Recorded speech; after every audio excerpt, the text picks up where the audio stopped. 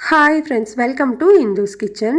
இன்றைக்கி நம்மளோட கிச்சனில் ரொம்ப சிம்பிளான ரொம்பவே டேஸ்டான ஒரு இன்ஸ்டண்ட்டான ஹோட்டல் ஸ்டைல் ரவா தோசை எப்படி செய்கிறதுன்னு பார்க்கலாம். இந்த தோசையை நீங்கள் தேங்காய் சட்னி கார சட்னியோடு வச்சு சாப்பிடும்போது டேஸ்ட் அவ்வளோ சூப்பராக இருக்கும். கண்டிப்பாக ட்ரை பண்ணி பாருங்கள். இப்போது இந்த தோசை செய்கிறதுக்கு ஃபர்ஸ்ட் ஒரு பவுலில் மெஷரிங் கப்பில் 1 கப் அளவு பாம்பே ரவை சேர்த்துக்கிறேன்.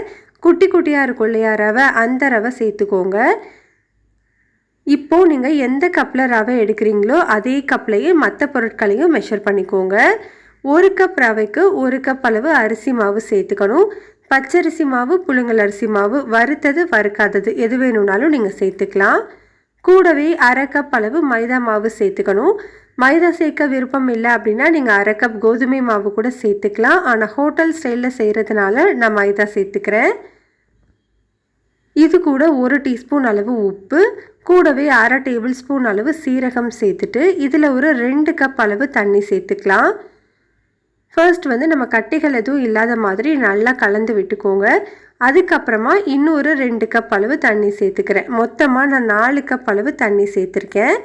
ரவா தோசைக்கு நம்மளுக்கு மாவு நல்ல தண்ணியாக இருக்கணும், அப்போது தான் நல்லா கிறிஸ்பியாக வரும். இந்த மாதிரி நல்லா கலந்ததுக்கப்புறமா இதை ஒரு மூடி போட்டு ஒரு 1/2 மணி நேரத்துக்கு ஊற வச்சுக்கோங்க. அப்போது தான் ரவை நல்லா ஊறி நம்மளுக்கு தோசை நல்லா கிறிஸ்பியாக கிடைக்கும். இப்போ இது ஊறட்டும். நம்ம ஒரு பவுலில் ஒரு பெரிய வெங்காயத்தை நல்லா பொடியாக கட் பண்ணிவிட்டு சேர்த்துக்கலாம். இது கூடவே 1/2 இன்ச் அளவு இஞ்சியை குட்டி குட்டியாக கட் பண்ணிவிட்டு சேர்த்துக்கோங்க.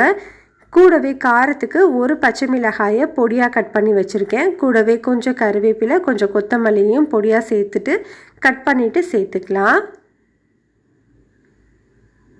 இப்போ இது கூட ஒரு பிஞ்ச் அளவு மட்டும் உப்பு சேர்த்துட்டு இதை நல்லா கலந்து வச்சுக்கோங்க. நம்ம தோசை மேலே சேர்க்கணும். இதை இந்த மாதிரி நல்லா கலந்து கொடுத்ததுக்கப்புறமா இதை தனியாக எடுத்து வச்சுக்கோங்க. 1/2 மணி நேரத்துக்கு அப்புறமா பாருங்கள், நம்மளுக்கு மாவு நல்லா ஊறி வந்திருக்கு.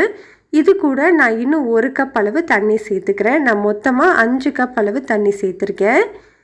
உங்களுக்கு ரவா தோசையோட மாவு எப்படி பதம் பார்க்கணும் அப்படின்னா, நீங்கள் கரண்டியில் மாவு எடுத்துகிட்டு பின்னாடி திருப்பி பார்த்தீங்க அப்படின்னா கொஞ்சம் கூட மாவு கரண்டியில் இருக்கக்கூடாது.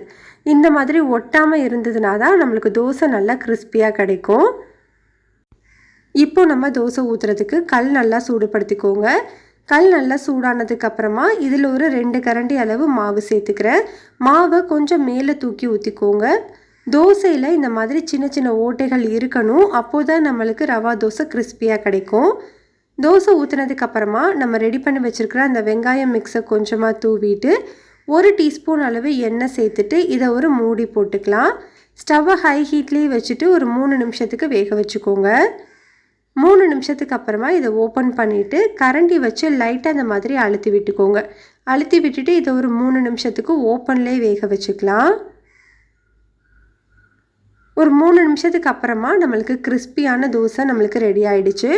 அவ்வளோதான், நம்மளுக்கு ரொம்ப டேஸ்டான ரவா தோசை ரெடி ஆகிடுச்சு. இதே மாதிரி நீங்களும் செஞ்சு பாருங்கள். இந்த ரெசிபி உங்களுக்கு பிடிச்சிருந்ததுன்னா லைக் பண்ணுங்கள், ஷேர் பண்ணுங்கள், கமெண்ட் பண்ணுங்கள். மறக்காமல் இந்துஸ் கிச்சனை சப்ஸ்கிரைப் பண்ணிவிட்டு கூடவே பெல் பட்டனையும் கிளிக் பண்ணி ஆளுங்கிற பட்டனையும் கிளிக் பண்ணிக்கோங்க.